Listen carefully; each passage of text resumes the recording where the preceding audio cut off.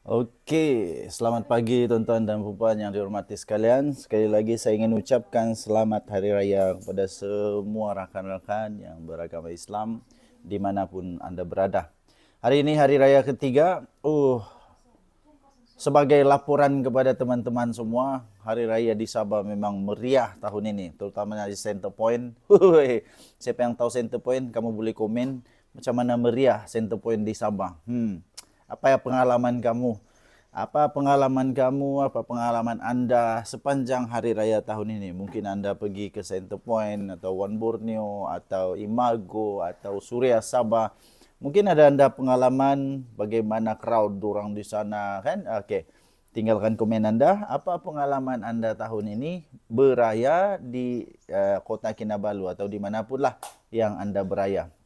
Okey, so apa cerita kita pagi ni? Okey. Cerita kita pastilah masih lagi Abang Belon dan Cikgu Bart. Try.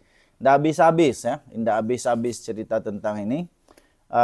Dan juga cerita Abang Belon juga tapi dengan Dr. Amal dan geng-geng dia lah. Sepatutnya cerita ini sepatutnya sudah tamat lah. Sudah tamat, tidak ada apa-apa lagi isu sebab sudah selesai. Kemudian apa terjadi? Kemarin saya berjumpa dengan seorang rakan saya yang ada pengalaman ya, ada pengalaman dalam berurusan dengan penguat kuasa ya. Dan kemudian tahu tidak tahu sebenarnya apa yang berlaku kepada Abang Belon ini adalah perkara yang memang menjadi satu SOP, Standard Operation Procedure untuk penguat kuasa. Kecuali yang kasar mengasar itulah. Tapi yang lainnya adalah Standard Operation Procedure. Prosedur ke apa-apalah. Okay. Jadi, masalah sekarang yang bakal dihadapi oleh Abang Belon kalau dia termakan hasutan, nasihat, pujukan orang-orang yang menunggang dia, tak kisahlah siapa, walaupun semuanya sudah selesai, dia sudah dapat pampasan, dia sudah dapat lesen, dia dibantu dapat lesen, dia macam-macam lah dia sudah dapat dibantu. Tapi kan, kalau dia terpujuk juga, lepas tu dia terikut nasihat yang sepatutnya tidak perlu, apa yang dia patut akan lalui? Apa yang bakal dia akan lalui? Sekurang-kurangnya 3 perkara ini. Perkara pertama, dia akan kena saman. Kena compound. Kenapa dia kena compound? Kerana dia tidak ada lesen niaga. Berniaga secara haram. Rainbow style. Yang ini tidak betul. Yang ini salah ya, tuan-tuan dan puan-puan. Secara undang-undang memang salah. Di mana negeri pun, apapun kerajaan, salah yang begini tetap salah. Itu tetap salah. Kerana berniaga tanpa undang-undang, tanpa lesen itu maksudnya dia tidak bayar sewa, dia tidak bayar cukai, dia tidak bayar itu, tidak bayar ini, semua salah.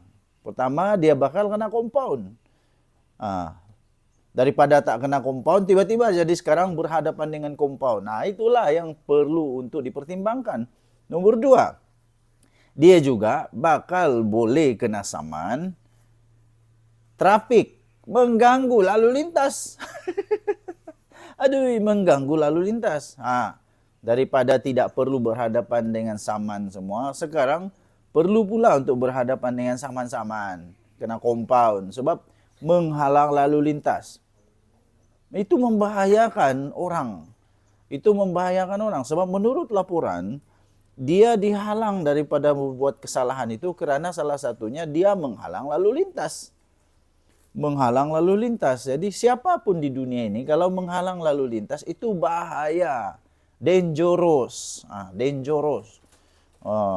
Itu Cikgu Bat tahu kah? Cikgu Bat tahu kah benda tu dangerous.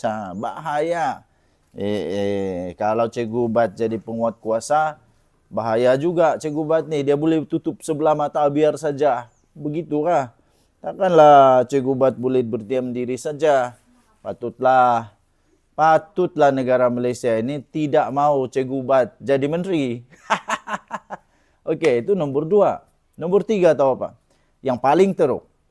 Nomor 3, sekurang-kurangnya dia akan disiasat kerana mendatangkan kecederaan melawan penguat kuasa sehingga boleh mendatangkan kecederaan, membahayakan seseorang, terutamanya penjawat awam, terutamanya penguat kuasa. Ini hukuman bagi yang ini bukan calang-calang tau.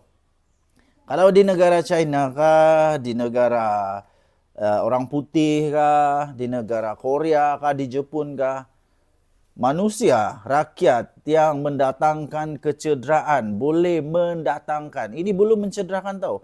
Baru boleh mengakibatkan kecederaan kepada penjawat awam.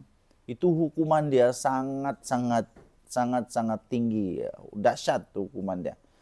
Teruk hukuman dia. Bayangkan kalau ini 3 bakal dihadapi oleh Abang Belon. Manakala orang yang menunggang cerita Abang Belon, orang yang syok-syok pakai ini Abang Belon punya cerita sebagai satu tunggangan politik, syok sajalah. Berjanji sajalah, kita akan membantu. Tapi yang rasa sedih dia, rasa susah dia itu Abang Belon. Yang rasa susah dia Abang Belon. Jadi begini sajalah, pada pendapat saya, untuk Abang Belon, kalau semua sudah selesai, tidak payahlah lagi, cukuplah.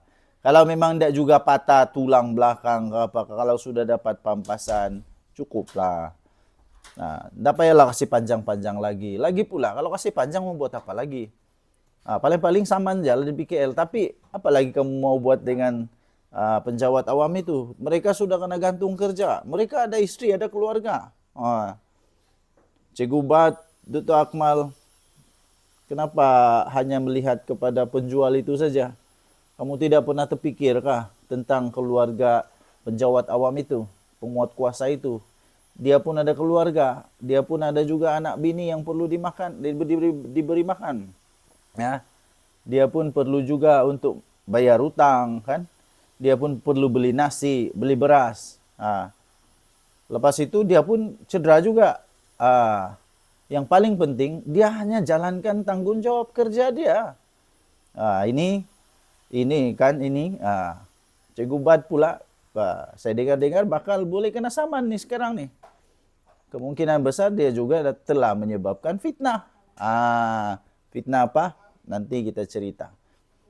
Sementara itu boleh menikmati keindahan alam ciptaan Tuhan. Syukur puji Tuhan, kita dapat menikmati indah hari ini bersama dengan Tuhan, kebaikan Tuhan, lepas itu dengan keluarga, kan? Oke. Selamat Hari Raya kepada Anda semua. Denyut Nadi Suara Rakyat bergema di channel ini. Kita jumpa lagi. Bye-bye.